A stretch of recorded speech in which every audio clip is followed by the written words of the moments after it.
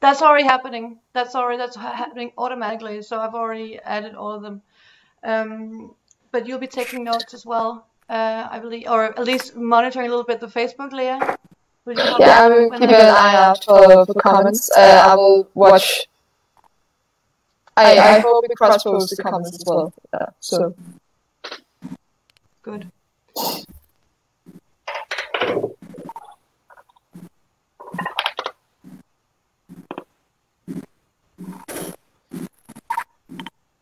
Are we there? Yes, we should be live. We should be live now.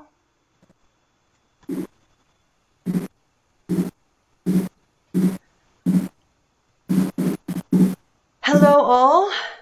Welcome tonight to this truly pan-European debate and discussion about what is going on in Poland right now. My name is Catherine Richter, and I'm from the Pan-European Party Volt Europa here in Denmark. And I'm very pleased to be here tonight with all of you. We are live streaming this event across Europe, actually. We're both using our Volt Europa Facebook page, and we're also live in the UK and in Portugal and Sweden and Poland and Germany, I believe, and a number of other countries. So really thank you for taking part in this debate. The title that we've chosen tonight is "Does Poland's government hate women?" And that's a very provocative title, I was told by some, but the truth is it's a question that has to be asked. We're in the midst of Europe where we look towards ourselves to be leaders in fundamental values like democracy, freedom, human rights, human dignity, equality, and rule of law. And what we're seeing now, happening in Poland right now, defies all of those values. So I really want to thank the two people who are here with me tonight. First of all, Kasia Arndt, who is a political activist. Title, I was told by a political activist here in Copenhagen, based here in Copenhagen for the Polish Women on Strike, and she'll be telling us a lot about what is going on in Poland, and I'm sure you will have a lot of questions afterwards, which we'll be happy to answer, both if you can post them on Facebook or send us a direct message. That would be terrific. Also very, very happy to have with us tonight Lea Fridberg, who is from the Danish NGO Nyt Europa, and she's an incredibly hardworking activist, and I'm going to try to get all of the stuff that she's been doing for years now, a democracy expert and a generational ambassador with the UN, and former board member of the Women's Council in Denmark. So together with you and us here, I hope that we will spend some really valuable hour and a half together where we will try to find out what we can do as people in Europe and why it's so important that we keep up the political and people pressure on the Polish government. Because right now there are women in Poland who are forced to do illegal abortion, etc., because the way that the law is set up. So, Kasia, I really want to thank you again for taking the time and for having the energy to share everything with us tonight, and in everything that you do. I know that you've been organizing a lot of the protests here in Copenhagen for Polish women on strike, and the work that you're doing is incredible. So thank you. I'll give the floor to you and tell us what is going on. Yes, thank you so much, Katina, and thank you for having me here again. But I wish we can meet someday only to like celebrate, maybe, not just talking why is worse and worse every time when we are meeting. So as many people know, there until October 22nd, we did have the compromise in Poland, which was ban for abortion, but then you had like three, how to say it, I'm sorry, I'm losing the words for today. Yeah, so there were only 3 options that you can have legal abortion in Poland, which was if the mother's life was in danger, if there was the case of rape, or if there was like fetal defects during the pregnancy. So right now, Polish government bans the last one, which actually giving you around 97% of the abortions that right now are actually going in Poland. And there are so many people that in the beginning, I think there was many people who actually thought that the compromise was good. But then when you're going to actually look on the data, it's not that good. Because even if you're going to take, of course it's going to be way more easier to understand the problems with the baby or the problems with the mother, it's way more easy. But if it's going with this sexual assault that can happen and then you can get pregnant, usually in Poland, the authorities that you have to work with, it's very hard to prove that it's like the sexual assault didn't happen because of you, and it's usually too late to actually get the abortion in Poland. And right now the verdict was public, so that means it started working. Women started being signed out from the hospitals. They do not have any more direct messages from the doctors. And actually today I was listening to the interview with a gynecologist from Poland who actually said that his patient called him and asked why she cannot take the direction to the hospital to go there to get the abortion. And he said that he can't go and have that many risks for himself as well, because they're just helpless. Because right now, if they were going to help with the abortion, in this particular case, it's going to be 3 years in jail for them. So, of course, it's very hard to be a doctor right now and actually be like between and figuring out if you should think about safety of your patient, or you should think about yourself, because of course you want to do your best job, and I completely understand that. It hurt me a lot because I was working in the hospital for 2 years, so I have a huge empathy to the doctors. But also yesterday actually happened something very strange, because the Justice Ministry that we have in Poland, the Vice Minister actually had the interview, and she said that the Polish government is ready to help women who are going to get the abortion due to the fetal defects of their own child. And there's going to be a room where they can go and cry, and if they're going to cry out, then they're going to be fine. Yes, it happened. There was also something pretty funny that happened as well, because they said that there were going to be some psychiatrists and like support of the mental health, which is weird because Polish government cut off 80 million zloty for the next 7 years to actually get the mental health care in Poland. So I don't know how they want to do it, but they're working very ridiculous way. So more or less, that's happened right now in Poland. As long as we know, the far-right activists who actually asked for checking this part of law in Poland, they are preparing the project right now to ban the abortion if it's going to be the crime result. So in case of rape, because why the pregnancy, so the child is not guilty of that, so that's why they're actually doing this, because of their beliefs. And if this one is going to actually go through, probably it's going to be way more easy to go through this one. Then it's going to be only this one with the woman who is put in danger of dying during the pregnancy. More or less, that's how it looks right now in Poland. And it's scary. So, I mean, this is, I think not a lot of people are quite aware of these steps. I think it's perhaps a bit of a surprise to some people to see the length to which the Polish government is prepared to go.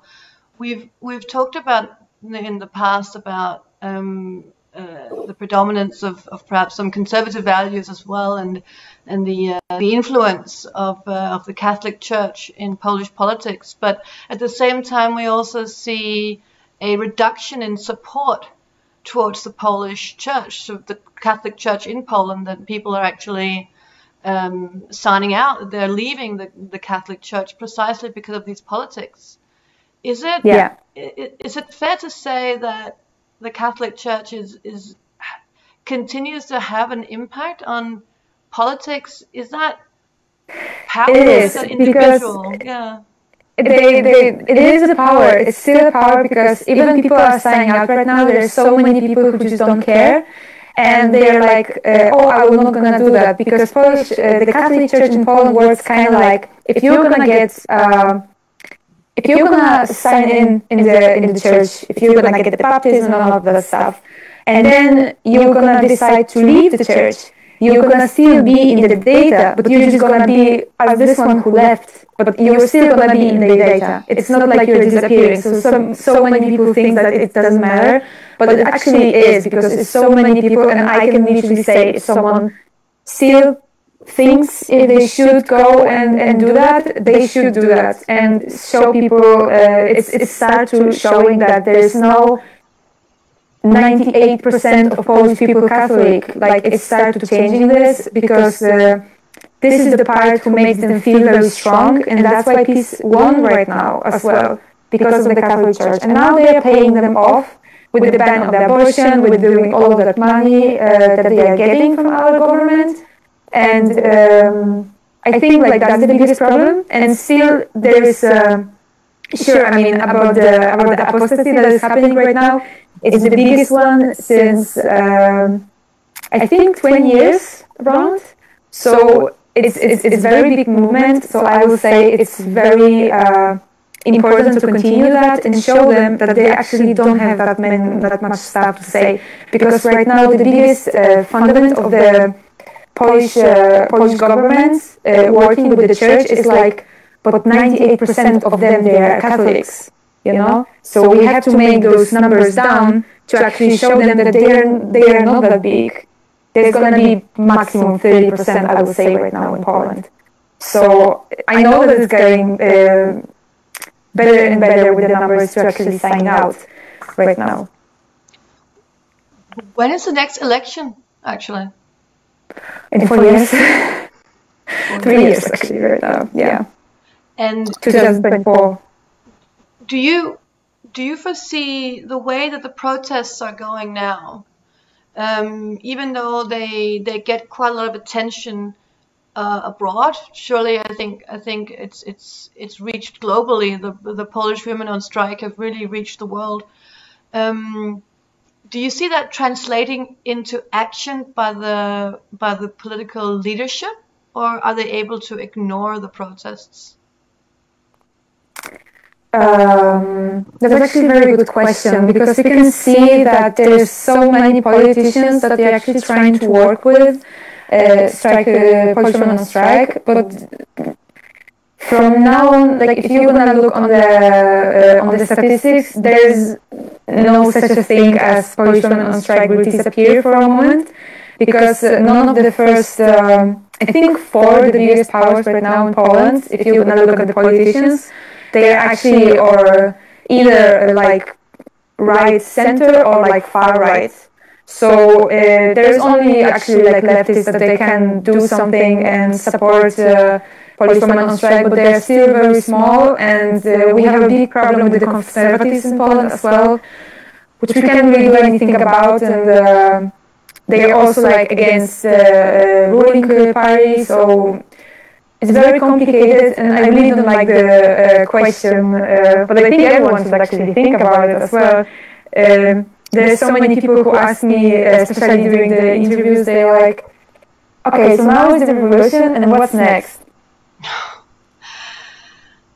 Well, and then when I see the statistics, I have no idea what to say, because everything else is gonna be also very bad, you know, like you have, of course, right now, justice and law is winning.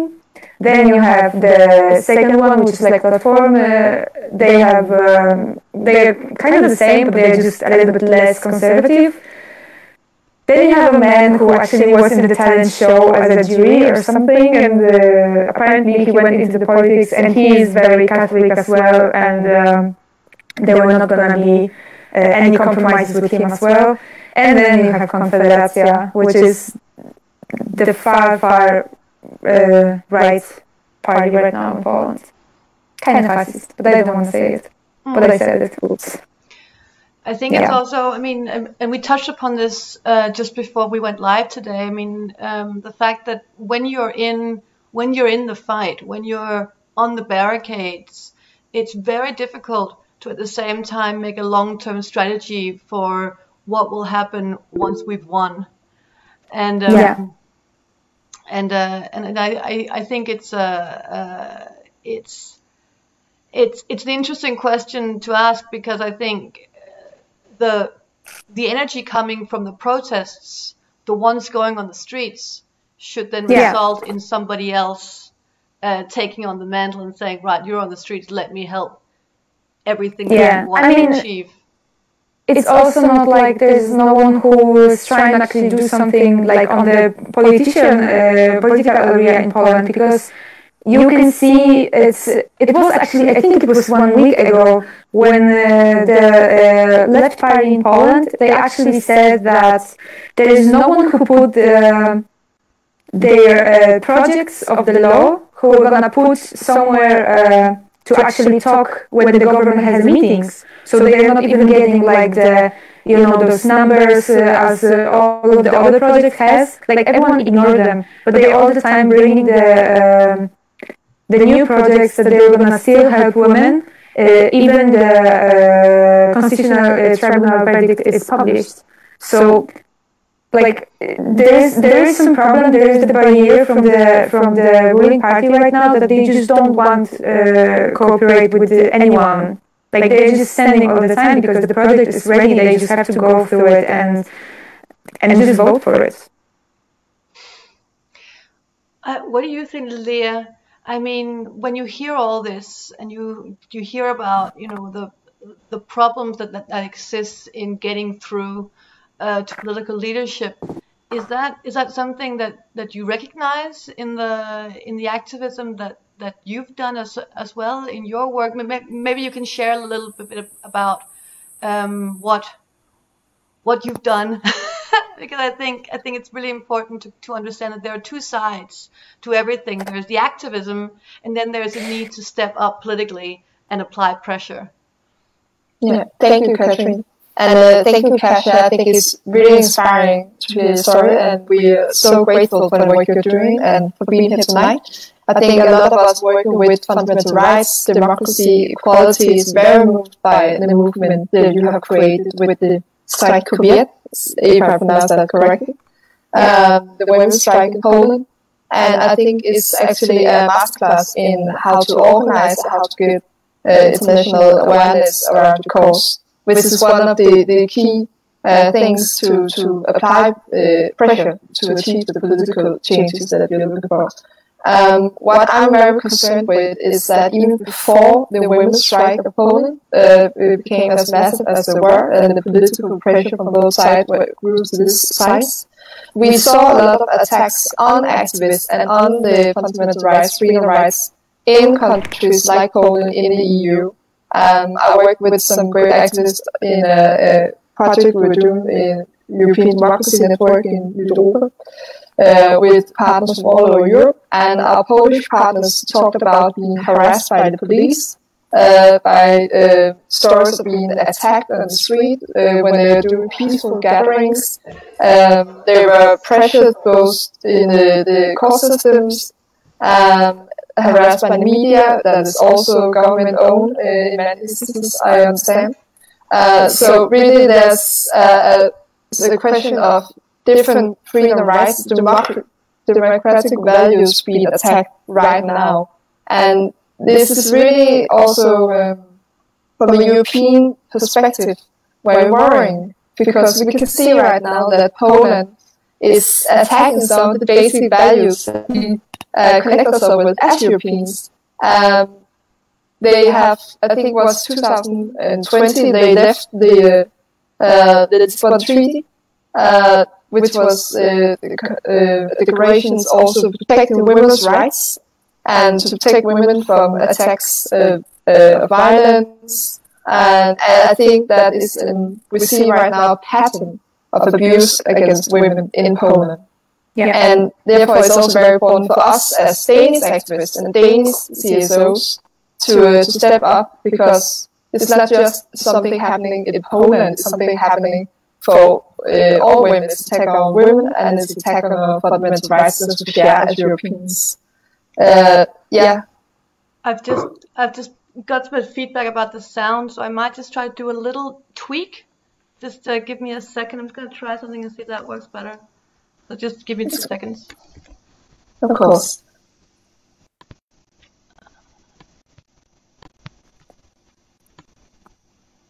It's really interesting in these online times to do this kind of meetings.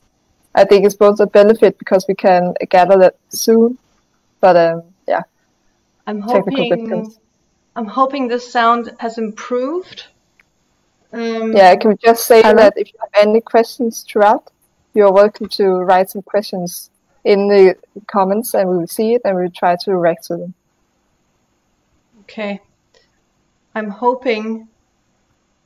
Well, let's try to see what happens now. I'm hoping that someone in the live stream will confirm that there's better sound now, or if there's any sound. I think we can hear each other. Yeah, I can. We hear an advice to mute our microphones when we are not talking. Yes, that's a very good point. Oh, that's gonna be okay. I think we're getting good feedback now. so that's very good. Thank you, everybody. I interrupted you, Lea. I'm terribly sorry. Everything you said was incredibly important. Thank you. I just want to continue saying that it would be great to hear from you, Kasia, as well, how we can support your cause. Of course, what we're trying to do right now is to raise awareness of what's going on, to keep applying the political pressure.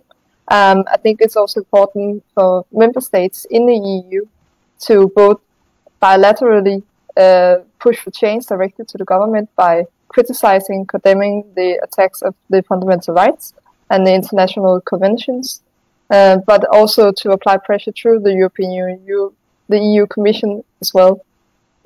They have a budget in EU where you can ratify as well, so that we hold support from governments or parties that suppress the rights and values of the European Union.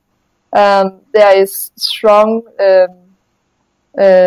support for women's rights from the new Commission, with the Commissioner for Equality, Dali, also condemning what's happening right now in Poland, and the Parliament also condemning it. But I think it's important to make this an economic question as well, if it is to have any effect. Of course, there's the issue of how much should the EU intervene in the member states, but as EU being a political project, I think it's also fair to say that they should feel this in the budget or from the Commission when they step out of the line of the values we share.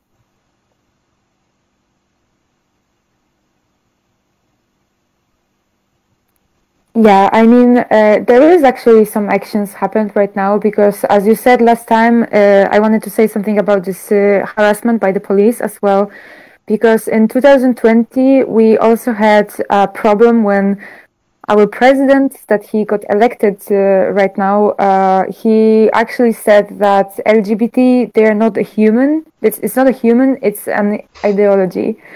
And I want to mention this one because it's very important. When this protest started because of that words, and because the LGBT community started being attacked again by the government, there was many like interviews by the police where actually happened sexual harassment on the police station towards women or transgender women. So that was very, very bad situation what happened, and there was many interventions from left party from Poland who were actually taking those cases, and they were taking care of those people, because more or less how it looks like, they were like, oh, you are not a woman, you are not a man, we have to check it.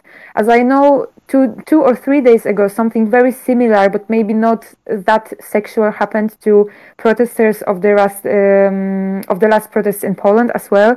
They actually got taken somewhere. No one knew where they are. They actually they figured out that they are like driving away from the protests, and even like outside Warsaw, for example, to go somewhere else to be interviewed by the police, etc., etc. So that's like huge problem. Also, the media, as you said, Polish government right now is working how to have only Polish media in Poland, because they are the most important for them. Of course, because right now they're kind of, sorry for the language, pain in the ass for them, especially when you can see that everyone else are like, okay, but that's the reality. Like, you are living in your own fairy tale, but it looks completely different. And also about the money, there is something happened in Poland which called LGBT free zones. And yesterday I heard that one of the town actually decided to like step back from this decision, because they lost around 250,000 zloty. So it is kind of like you can see that those cooperations that they have with the other countries to supporting them financially, at some point they are losing those money because of their politics. But at some point there was also, I remember one town who did exactly the same, because that was like a huge part, especially on the south part of Poland, where LGBT free zones was something kind of like a standard. And I remember there was few of the towns that they decided to be also LGBT-free zone, and then they lost money from France. I guess it was like French organization who was supporting them, and then they got the money from the government. Not that many, but at least something. And as long as I think of course, the financial support is hurting them a lot. I'm kind of worried about people who actually live in Poland and paying from the taxes and paying taxes, and then those people actually paying like back to those towns that they are losing the money. So I think it's fine that they're doing something like that, because I will not gonna work as an organization as well with someone who is homophobic, of course. But at the same time, it's just it's also like the punch towards Polish people who just works and paying taxes. It's also it begs the question as to whether or not this is, to which extent this is populism, whether it's ideology, and to what extent financial elements come into play. Because when you look at it from the outside, you might think that there's some sort of ideological crusade going on within Poland, where conservative traditional values is the core ideology, and it just burns through. But then the moment there are financial repercussions to some of these policies, that there's a change. It's is it partly perhaps, and I think it's a difficult question to answer, but maybe Lea, you also have some experience with this when you're in talks with other organizations and with other political parties. To which extent do we talk about only ideology, and what's the breaking point between we'll maintain our ideology until it costs too much money, or is this crusade so important for a values-based society that they'll simply push on through regardless of the consequences to the people of Poland? What's the breaking point, I guess, would be interesting to find out. I don't think there's a specific breaking point. You can see with Russia, they have also faced some economic sanctions after breaking some, done a lot of things. Let's not go into that. But it's often a difficult balance between actually benefiting the government that you disagree with from a democratic, pluralistic point of view, because they can also turn it against you, saying, look, the EU is trying to suppress Polish values by punishing us for having our Christian or Catholic values. So there's a balance here that we have to be very specific about. I think we hear from our Polish partners that they actually support the economic measures be taken against, especially the LGBT-free zones right now. But you can also do it the other way in not taking money away from the Polish government, but giving money to Polish activists. Because what we're seeing right now is, of course, also a very new democracy. Poland has had a long history of being non-democratic. I think it was, you remember better than me, Kasia, but I think it was after 89, around that time, where Poland, I just been in Poland and learned about this at the Solidarność Center. So before, I wanted to say. And 89 was the time when the communism stopped in Poland. Yeah. So it's fairly new. Also, their membership of the EU was from, I think it's 2004. So what we should do, I think, is also to support the powers in Poland, with, like Kasia and the Polish Women's Strike, that I see as the representative of a new Poland, a more democratic Poland, a more Euro-centered Poland that actually support the fundamental values. And by supporting activists through, for example, the rights and value programs of the EU, we can also in that way try to create a foundation for the new generations to speak up against this more conservative or populist government they've seen now. And that's, of course, on the long run, we can see a difference being made here, but I think it's very important both morally right now to support people like Kasia, but also as an investment into the European and democratic future. I also actually want to mention something, because it's very common, as you said right now, the supporting the activists in Poland is very important, especially right now, because there's so many cases going against them from the media that they are supported by Polish government, which means it's not to put them in jail, it's just make them out of money. So they have to actually make another fundraising, and they have to let themselves also support only for those cases, because the problem is that they're just gonna go with you through the court as many times as it needed for you to be out of money. Then they will not gonna be able to actually participate in more activism in Poland against the Polish government right now. So actually, the supporting, for example. Right now, one of the biggest groups that they are working is actually a group that is called Stonewall in Poland, with at least Bart Staszewski that you have, of course, Polish women on strike as well. Then you have Aborcyjny Dream Team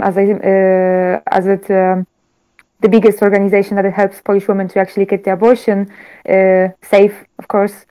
So I think it's very important also to remember about those small organizations, that they are more recognizable right now, and not only make Polish people to support them financially, because we still have to remember that right now in Poland is huge crisis going on, way bigger than here in Denmark, for example, because there's no support for anyone from Polish government because of the coronavirus.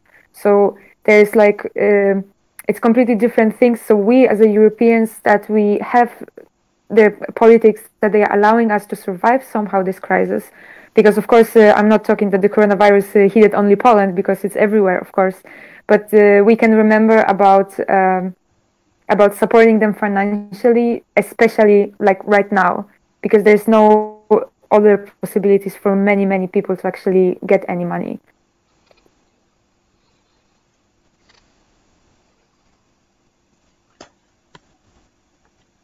I'm it's really interesting what you mentioned about the different fundraising opportunities, because I think it's something that we can really truly share here in this pan-European forum. So for anyone who is taking notes as well, we'll be sure to publish and post some links afterwards in the event.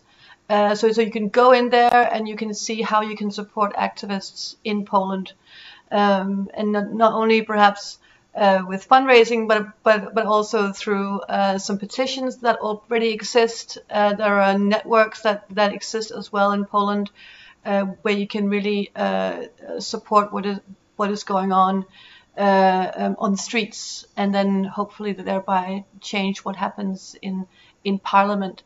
But I want to go back a little bit to the different type of political parties that exist in Poland, because sometimes we hear about this. There's a Polish, is it danske? There was a Polish politician there who was quite out there. Is he still active? Is he still trying to forge through a new way, or has he been sidelined? As you mentioned, I think you're talking about Robert Biedroń, I guess. I mean, he was like from Razem. Yes, maybe? Yes, possibly. Yes. Maybe like from the left party, because I don't really know about who you're talking about. Because actually, Gdańsk is kind of last year during the Great Orchestra in Poland, which is like the charity event. Actually, one of the politicians from the second biggest party right now in Poland got stabbed by the guy who said that there is gonna be no more platform on Polish politician scene, and he died. He ended up dying, unfortunately.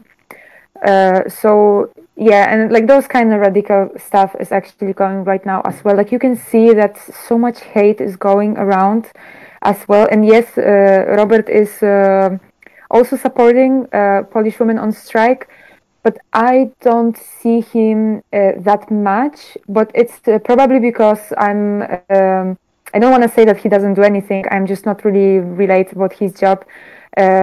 Because I'm more related with the women that they are working together right now, especially with Miss Barbara Nowicka, which is very, very good politician from left party from Poland, and her job is amazing. Then you have Joanna Senyshyn, that she's doing exactly the same job, and she's just the bravest woman as I know, because she's going to the national television and she's just offending them all. And now when you have just, as you said about this radical groups, the problem is that they are all now as the biggest, the biggest formations in Poland.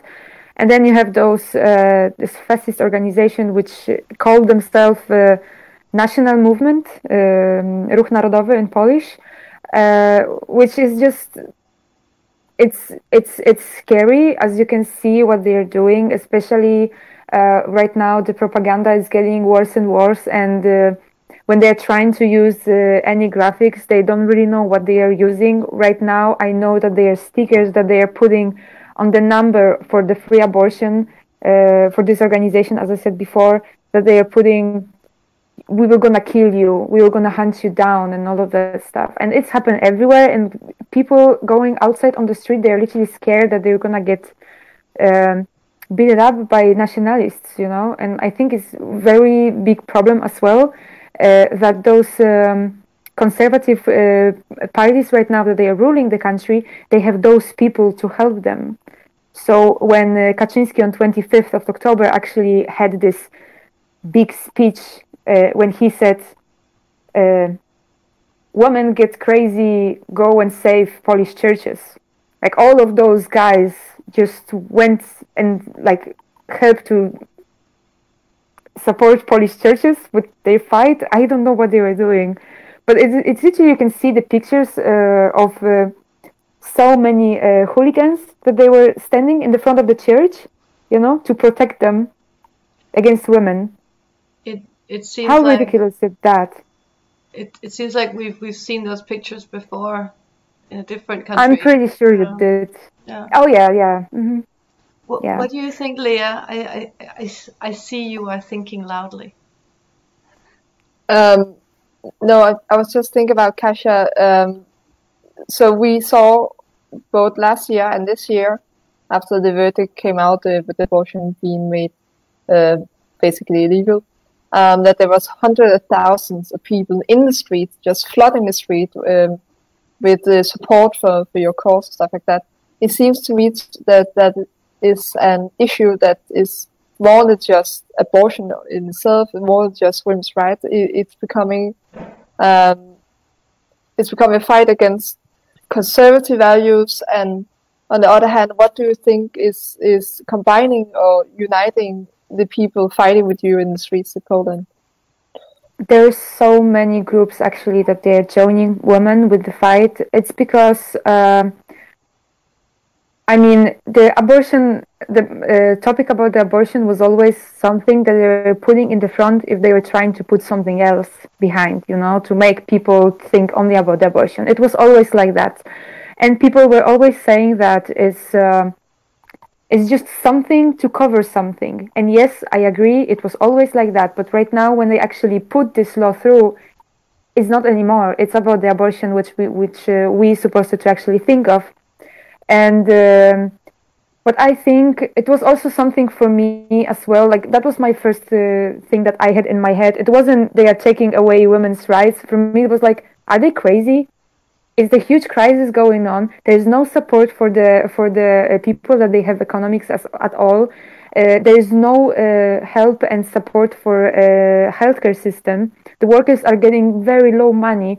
There is literally kind of like a mystery. You don't really know at what point, which part of hospital has people with COVID, which one not. And people are just going away. And sure, there is no visitation. You can't go and visit your grandfather or someone in the hospital. But you have still nurses that they are working by all the time. There's no money for them. Everything is broken. Like people can't be open. The restrictions about the COVID are going so crazy that they literally have people who is, for example, from Monday they reopened museums because at some point you can't get COVID on museum, and you can't get COVID on IKEA. But you can get COVID for like small shop that is with some clothes that it's just closed because they can't be open.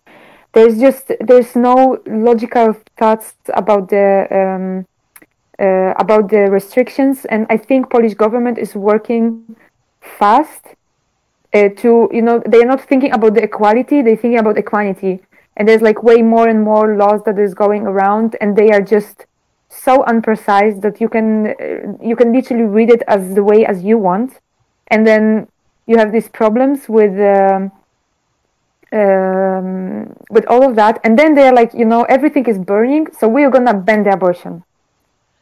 So who do you think is benefiting from all these laws? Because at some point there must be some thought process at some point saying, no, this is a worthy road to pursue because we are going to win the election in 3 years, for example, or yeah. Somewhere someone must. What is happening right now is literally the will of Catholic Church. Justice and law is paying off all of the stuff that the church was doing for him. They finally won the election, so they have to pay them back. And Catholic Church always wanted to do that. Like, even you're gonna see of the Polish Pope that he was always against abortion. And he was always supporting the idea of having completely banned abortion in the country. So I remember he said something that woman is worse than elephant or something like that because of the abortion. I have no idea why, but I remember he said something like the elephant is better than a human woman, human female, because it will gonna give a birth anytime, like in any case.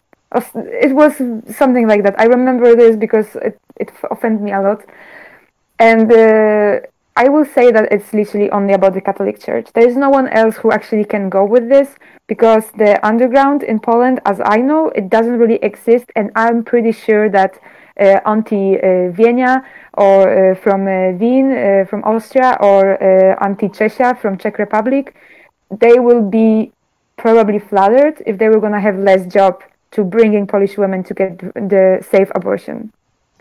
You know, so I think there's it's just paying off to the Catholic Church. They just want to have it's just about the power. So then maybe it's not only the Polish activists we should be supporting. We should also be putting pressure on local branches of the Catholic Church. Maybe. I mean, when we've been making the demonstration, we really didn't want to go to in front of the Polish church because we didn't really see the point of it. But yeah, I think that's like huge problem, and you can see all of that stuff is just there is something wrong going with Catholic Church. I'm kind of happy that people can see that finally, and I'm not saying that because I'm against or something, but if someone is saying that the abortion should be illegal completely, and they don't even care about the trauma that women sometimes have to deal with, and we are not talking only about those 3 cases that it was already in Poland, we're also talking about the poverty. If you don't have money for a child, like why you have to be forced to give a birth? Like this 5,000 zloty that they are giving per month is nothing. So it's not going to help anything. There's so many taxes, the new taxes that Prime Minister in Poland is giving. So the poverty in Poland is the big problem as well. If you don't have money for a child, and I think that's the most important stuff for me. I'm from small town, and I want to know that my friends, that they still live in small town, they know that they are not alone, and they will gonna take care. Because someone from Krakow, from Warsaw, from Gdańsk, they will gonna figure it out to get the abortion. They will gonna find a way. But people from Nakło nad Notecią, they will not. So this is what I'm scared the most, you know? Like I'm scared about those women who will not gonna have enough money to go somewhere. Like that's the problem that we are taking off right now, at least for me. So there was never a problem for the biggest city. Like you know what it is. Like it's easier to figure out something in the big city when you have opportunities.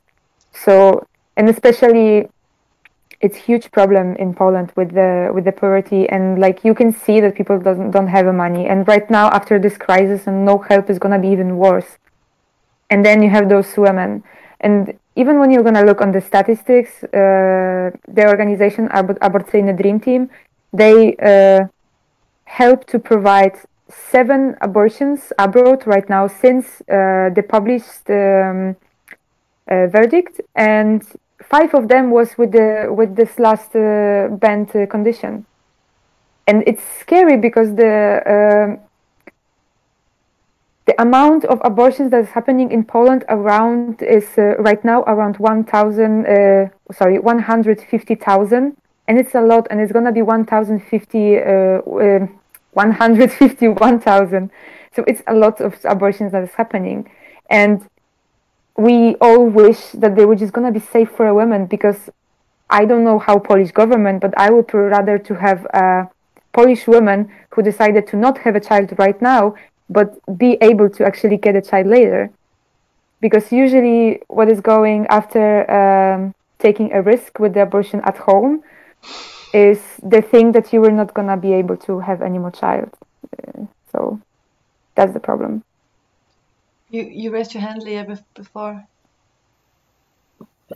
Yeah, again, sorry, I was moved when we hear about the stories of people. Yeah, the safety of the women is really on line when they have this illegal abortion. Also, the stigma around it is also something pressuring a lot of women. Yeah, but what I want to say is the issue with the Catholic Church pressuring the government is also an issue of rule of law, which is one of the fundamentals, of course, of democracy. And right now, Poland is not fully a democracy; it's a liberal democracy. And what we need to have established once more is the division of the political and the church and the judicial system. Because when the Polish government put in place the conservative judges, they also paved the way for this legislation, which does not live up to international convention and international law.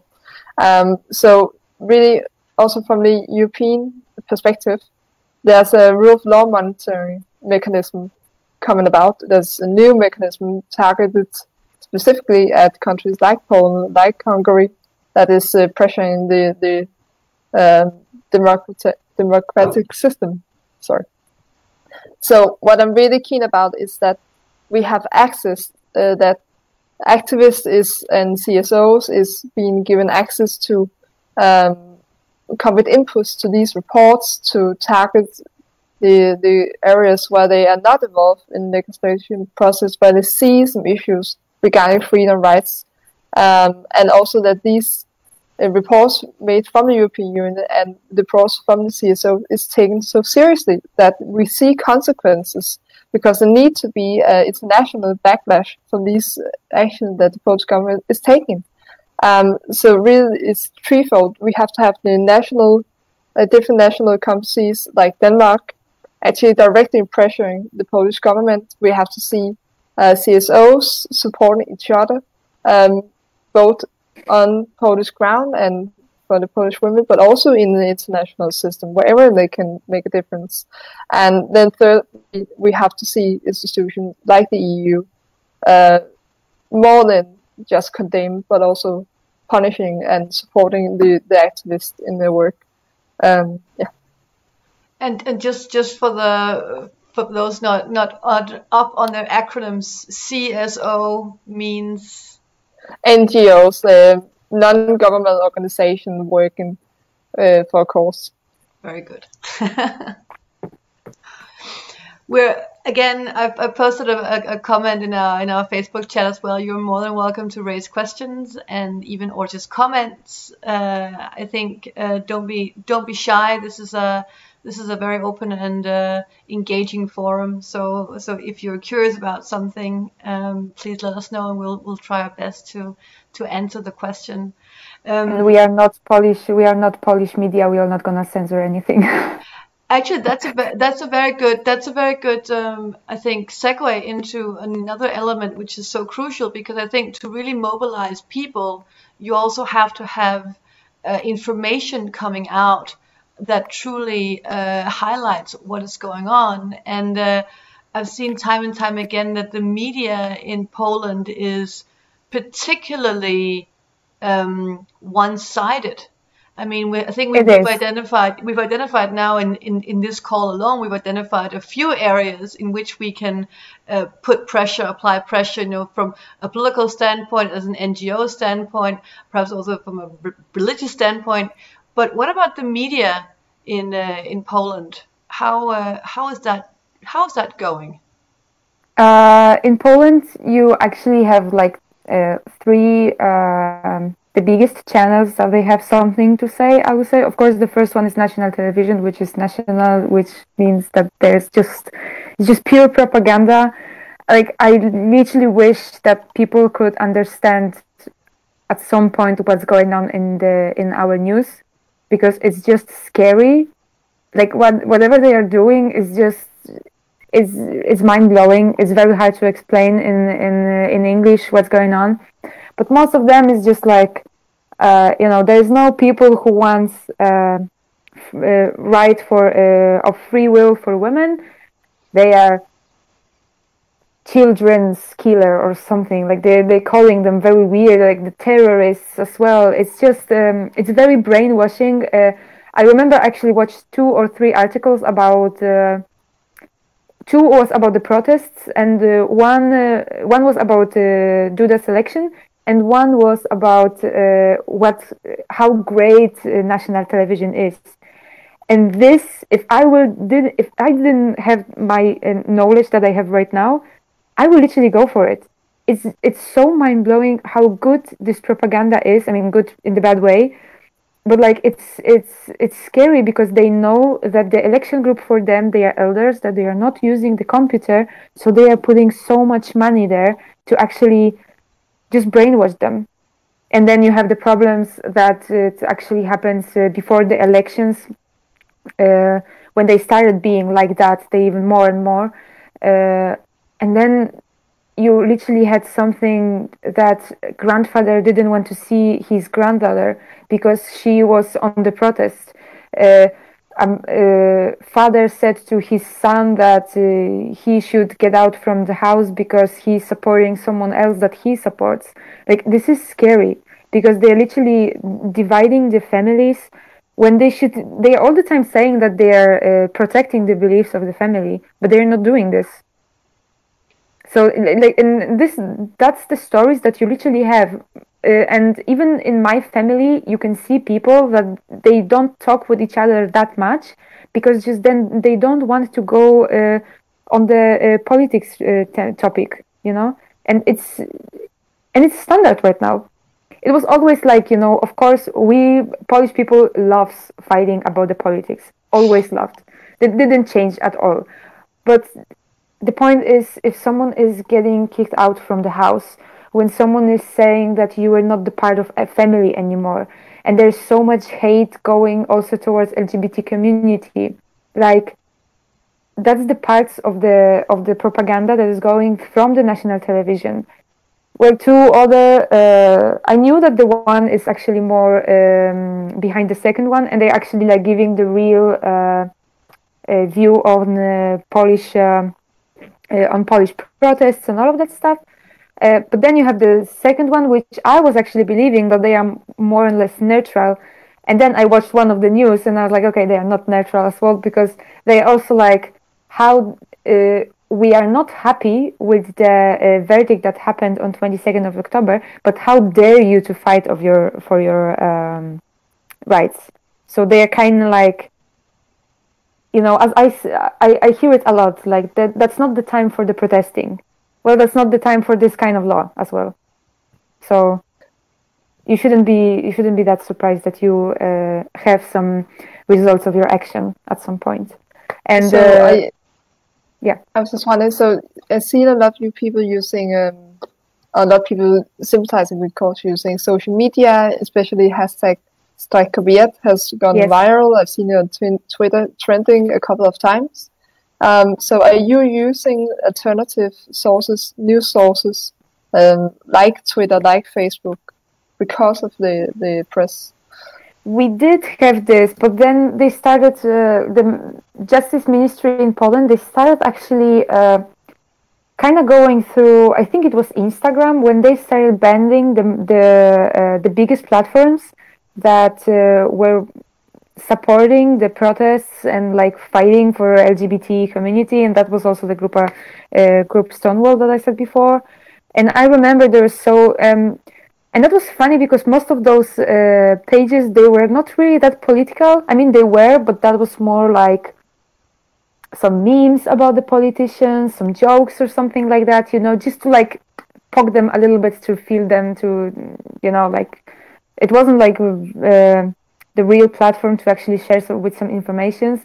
They were like this guy who is always poking on the arm behind you in the classes, you know, this annoying one.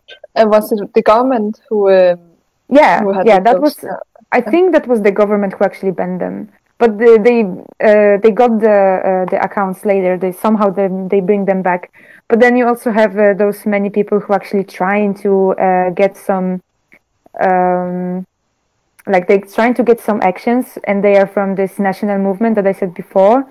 And they, for example, love to report the media, the alternative media right now in Poland. And there is one account called Cielesne, which is very nice Instagram account with the information what's going on in Poland right now. And it's in English, so I highly recommend this to follow. And then, like, I think they had actually the problem that the account got hacked, and they didn't receive it. You can mention it in the comments, and people seeing this can go I have all the links that I will gonna put, and all of this is gonna be spirit. Amazing. So if someone will be more interested, Cielesne is one of these that you can actually follow, because they have many languages. Well, they don't have Danish, unfortunately, but maybe someone from France would like to see it. They also have some information in French and in German, as I saw. So yeah. so what is, I mean, I guess we're looking at ways in which both the EU plays a part in the sense that there are sanctions coming, and that was one of the big decisions made last summer by the Commission, and one of the reasons why there was a veto against the budget bill in the autumn as well, where Poland united with Hungary on this, and you and I were in a conversation in December last year about exactly what the similarities were between what was happening in Hungary, what was happening in Poland, and this newfound partnership or old established partnership. And I mean, I think we shouldn't forget the fact that what is happening in Poland happens within the European Union, and what is happening in Hungary is happening within the European Union. And I think it's admirable that we have leaders, political leaders, who go out and that they say, you know, in the Ukraine and Belarus, you know, we need proper elections, we need fair treatment of the electorate. But right here in our own European Union, we face significant challenges on rule of law issues, and I mean, it feels like the way that you're just describing what's going on in Poland. It really feels like it's one of those situations where, and I've used this image before because I think it's so fitting, that it's like a frog in sitting in this pot, and it's just boiling, but it doesn't know it's boiling because it's sitting in this water for so long. It's just gotten used to it. And so, I mean, what is the ideal situation? I mean, what is a dream scenario of what would happen next? I think that would be really interesting to hear your take on that, Kasia. Like, if you could choose, if you could decide, what would happen tomorrow in Poland? I would love to see a Polish government running away to the Hungary. But no, jokes aside, I would love to see at least the compromise to going back. I'm completely going with the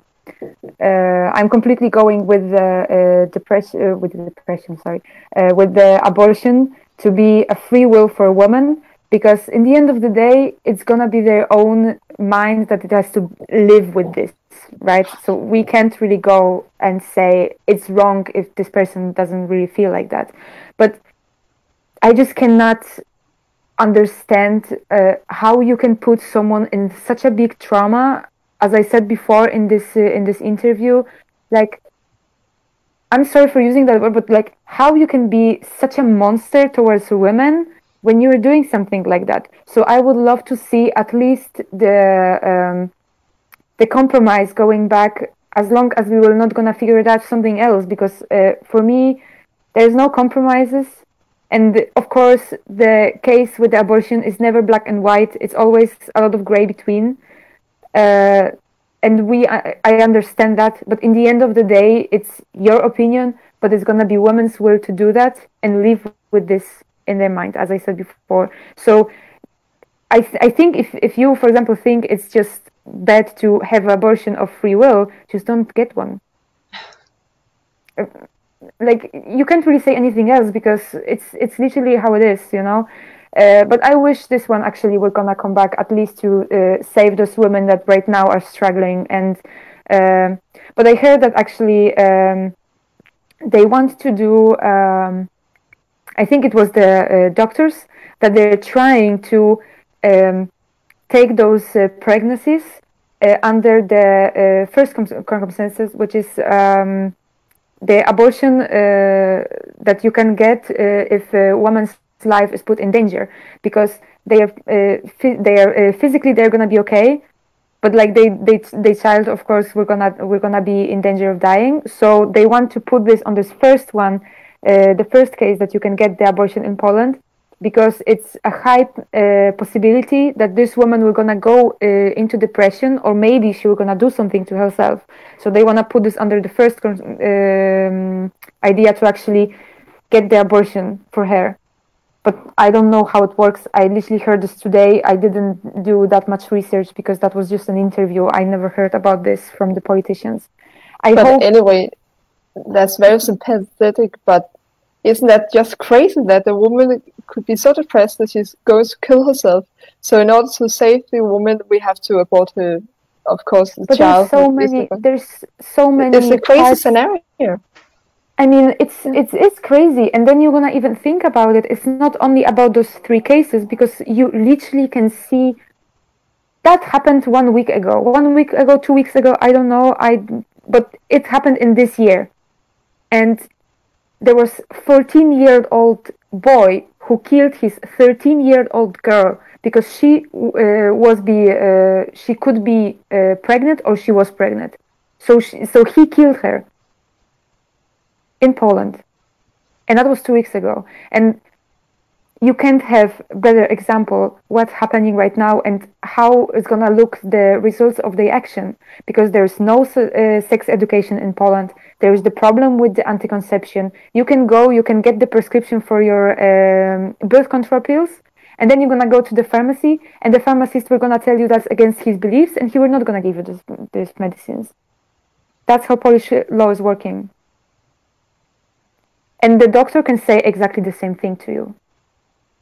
And if you're gonna look even like in Europe, Poland is the worst country with the level of sex education, because it's literally, it's sometimes is just managed by like religion or biology teacher in Poland in school. So, and of course, like if you're gonna be lucky and you're gonna have the biology teacher, then you might know something more. But I can tell you, if you're gonna have the religion teacher, they will not gonna even talk about this. They will gonna just telling you, you know, like if you're gonna have sex before marriage, it's a sin, blah blah blah, all of that stuff. So I think it's very, very bad what's happening with this, and especially like you can see the effects right now, like because there's it was no help for this 13-year-old girl. He just killed her, and that wasn't just like killing; it was like real killing with stabbing, I guess. And it's European Union, as Kathleen said before. So we, like, I literally I got a little bit heated because it's like this story is the worst for me to actually talk about, because first of all they're a child, and like it was a possibility to help her, but because of the Polish law to, like, I don't know, fill up someone's beliefs, they actually doing something like that. And this happened because of them. And like I literally can say that I'm blaming Polish government for that. So it's not necessarily only about applying pressure onto local issues or local organizations. It's really also about ensuring, I was going to say, education throughout Polish society, and making sure that things like sexual education, reproductive education, and that, I suppose, in a way, secular values are also more firmly introduced, so that you don't run into a devout apothecary who holds your reproductive rights in their hands. I wanted actually to mention something before we're gonna skip to the other question, to the other topic or something, because I actually wrote it.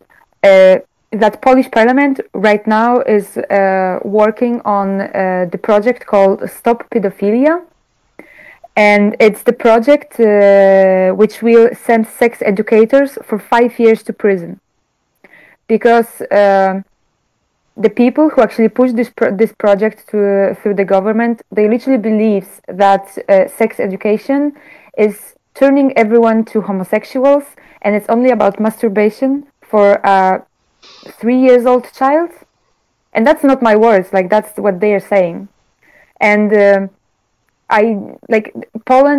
Polish education is in very bad situation, especially right now when we have Minister Czarnek, which is the education minister in Poland. And this man is the most homophobic, sexist politician that I heard. And today I heard that he actually got asked what which plan he has, like after coronavirus, the children are gonna soon go back to school. And he said that, first of all, they were gonna work about the obesity, especially towards women, because girls are way more obese at school than boys. I have no idea from where he took this data, but that's what he said. And I think this is something that a young child, after 1 year being in lockdown in his own room, dealing with his mental health by himself, because there's no support from the Polish government with this as well, to actually get body shaming. I think that's what Polish women need the most.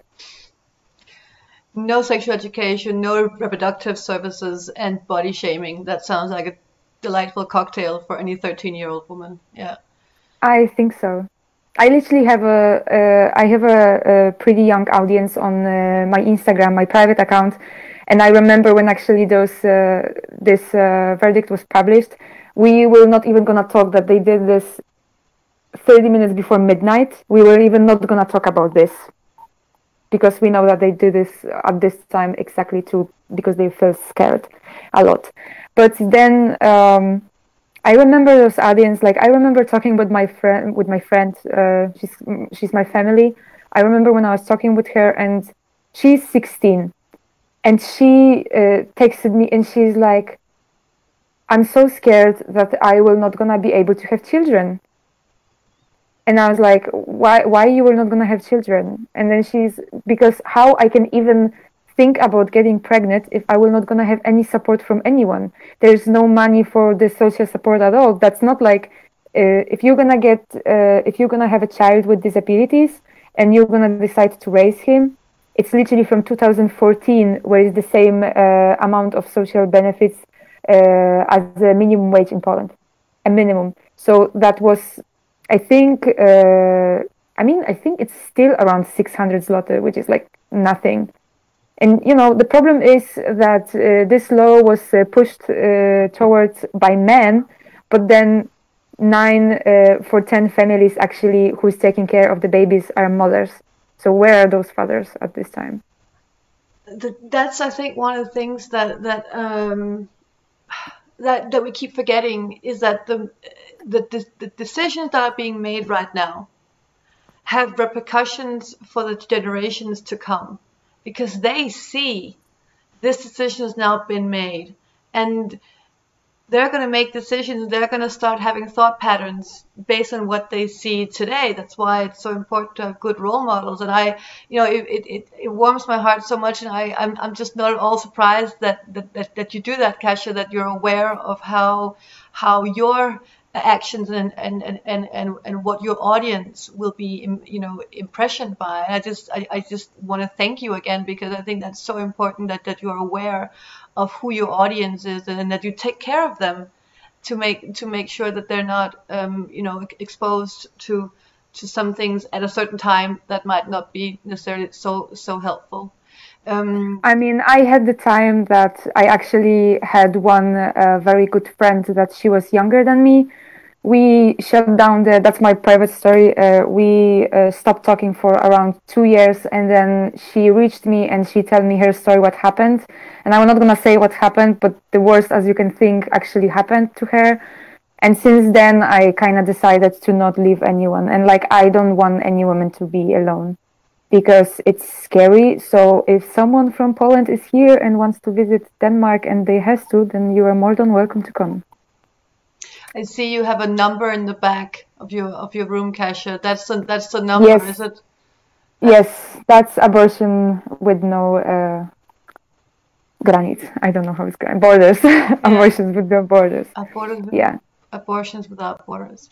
And this is this is inside the European Union. And I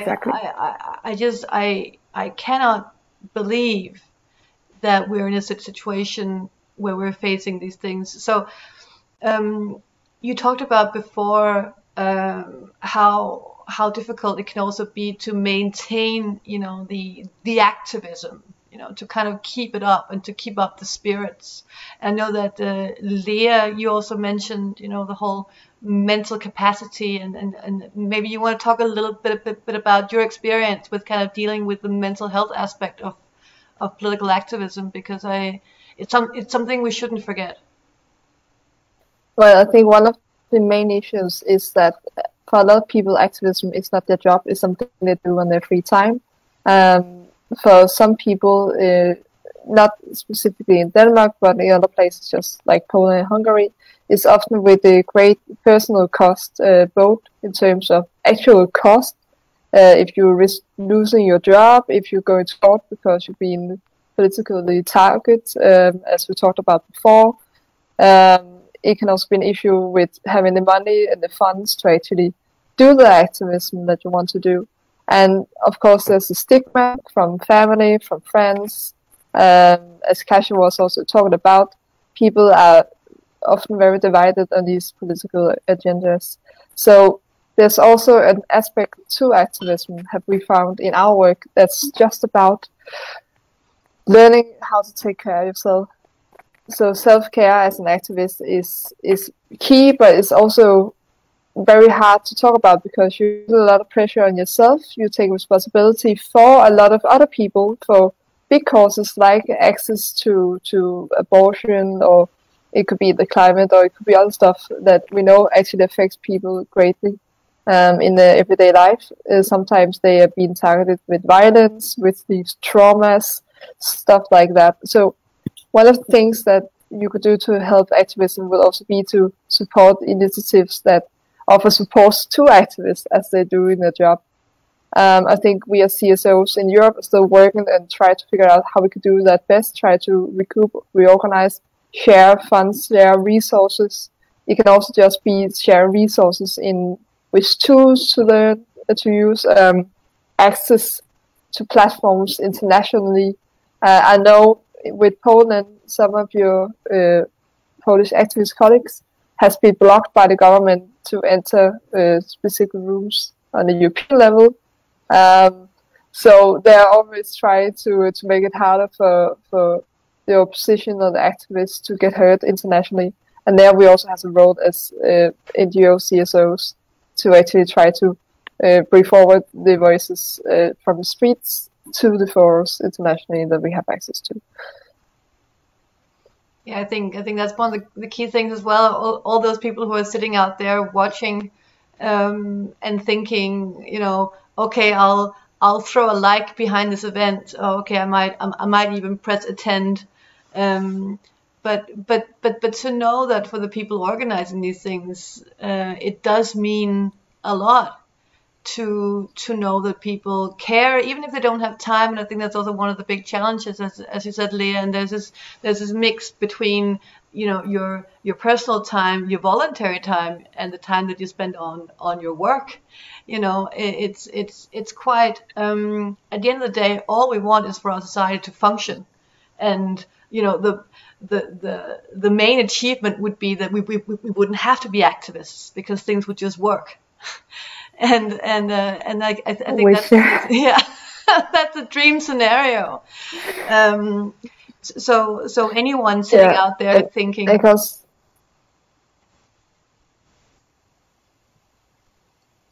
I think I have a little delay on my line.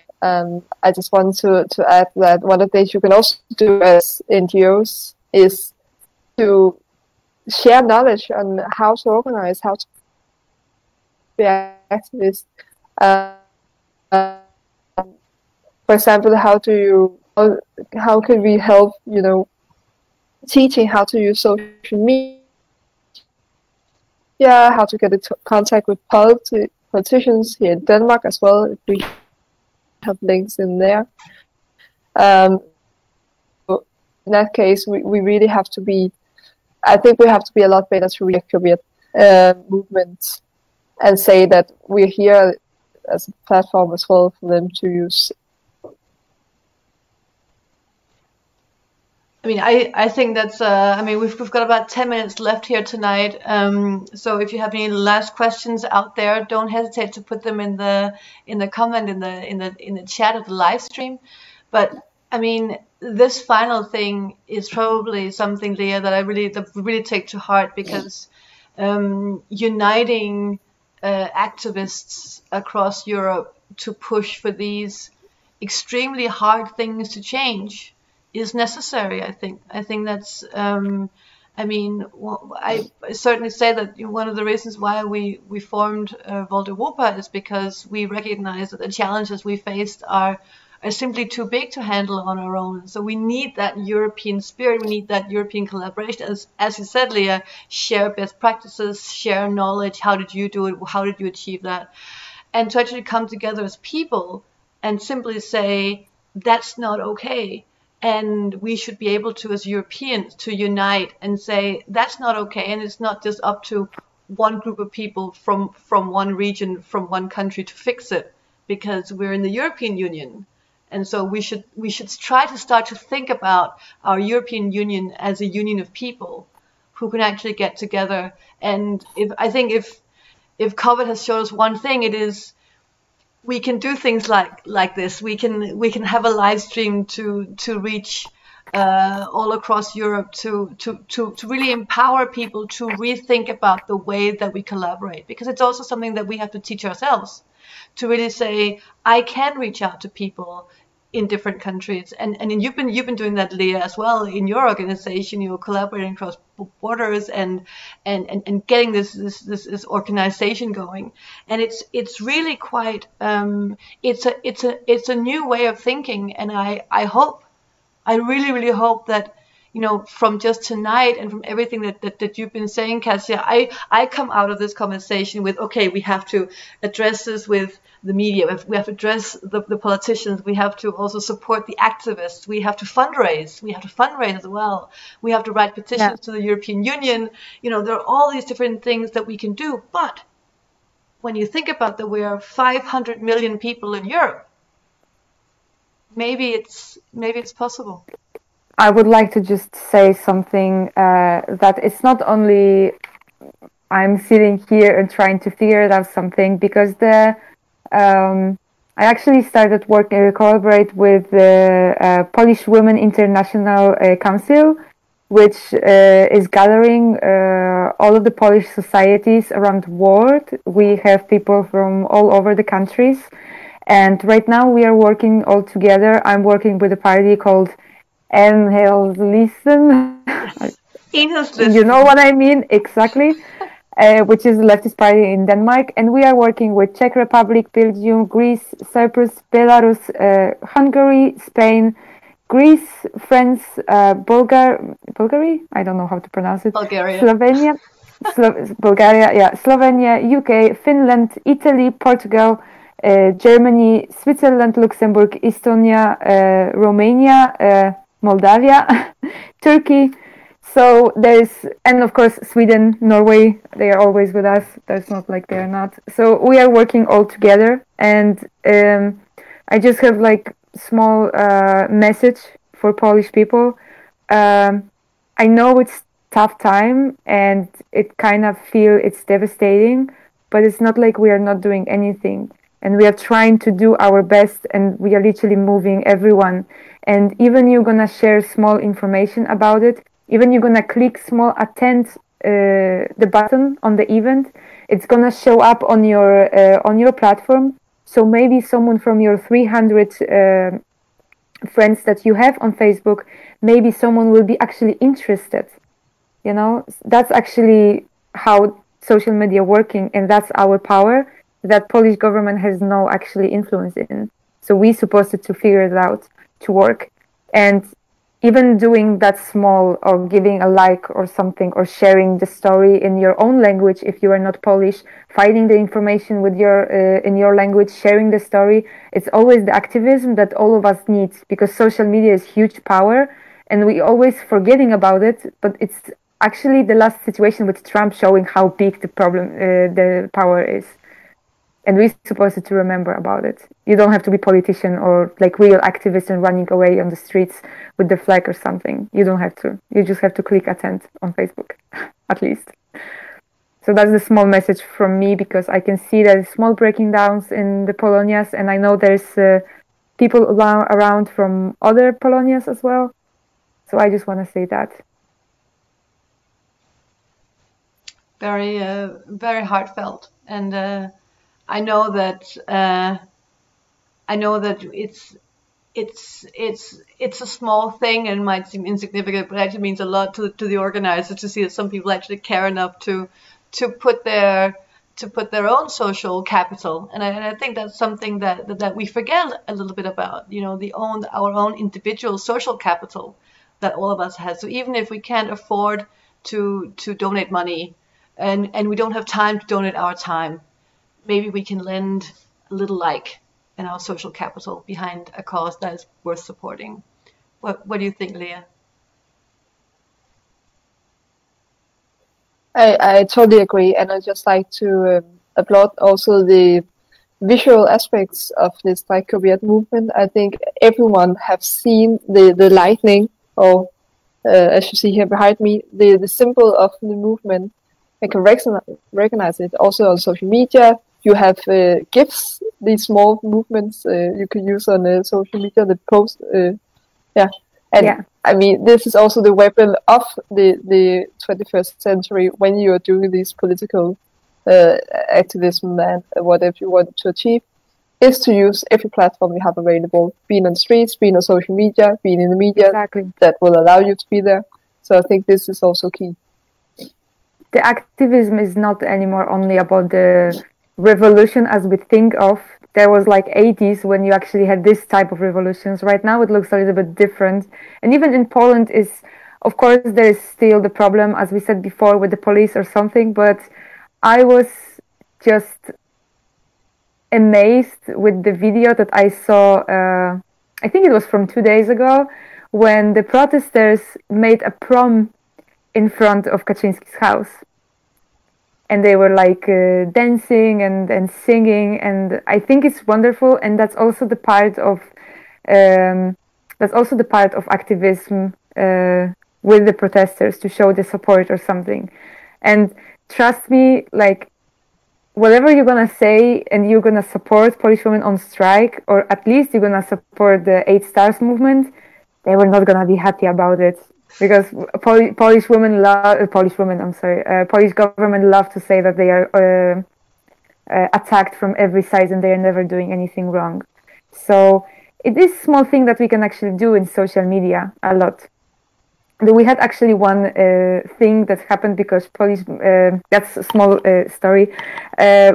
Polish government decided to actually made like a website when you can report websites with fake news, and all of the Polish people from the protesters were actually putting there the link from the national media, the official website from the national media, and they were putting this and reporting this as a fake news all the time, and I think they blocked it.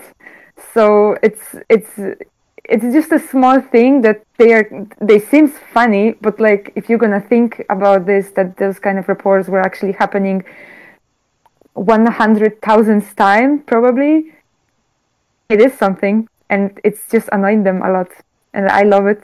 So there's this small thing that we can actually do, and it doesn't have to be, running away and facing with the police, especially in your country. I mean, I know in Germany it's actually not that nice, like with us, but they are never the Polish police, and as our president said, well, they never killed anyone, so it's good, right? Well, I want to just wrap up here and just say to everyone who watched and everyone who took part, of course, you can review this video. Please share it. Even if you only watch a little bit of it or a lot of it, please share it in your channels, and let other people know of what we talked about today, and throw a like behind Polish women on strike wherever you are, because as Kasia said, they are all across Europe and have lots of different chapters. So maybe find your local chapter and see what you could help there. They are everywhere. Everywhere, exactly. Go for just go and find the red lightning, and you'll be fine. Exactly. But please, we're going to put some links in the event here, where we're going to share what you can do. So don't hesitate to, and also if you don't quite know if any of these actions is something that you can do, that's okay. You can reach out to us, to Lea, to us here involved, certainly to Kasia, and ask specifically, I can't do this, but I can do something else. How can I help? Because again, if these things are happening within the European Union, how can we go out and tell anybody else outside the European Union, you should really be a good democratic country and you should really observe human rights, if we let this stand inside the European Union ourselves? So with that, I just want to say again, thank you so much for your time. It's probably one of those valuable things that we have. So thank you for your time, Lea. Thank you so much for your input and for your valuable insights and all the stuff that you do. It's so important. And Kasia, again, just your power and your energy. It's so invigorating. And please, for everybody who's watching, again, throw your support behind Polish women on strike and behind the individuals who make this happen. So again, to Kasia Arndt, thank you so much for joining tonight. And I'm very happy to be here. And I also want to say, guys, the times when Poland was alone with their stuff, they are not anymore. It ended up. So we have some friends that they want to help us, and we're supposed to work with it. Very, very good. So very, very good. Thank you, everybody. Have a good night, and don't forget to share and like this event. To everybody, take care. Exactly. Bye.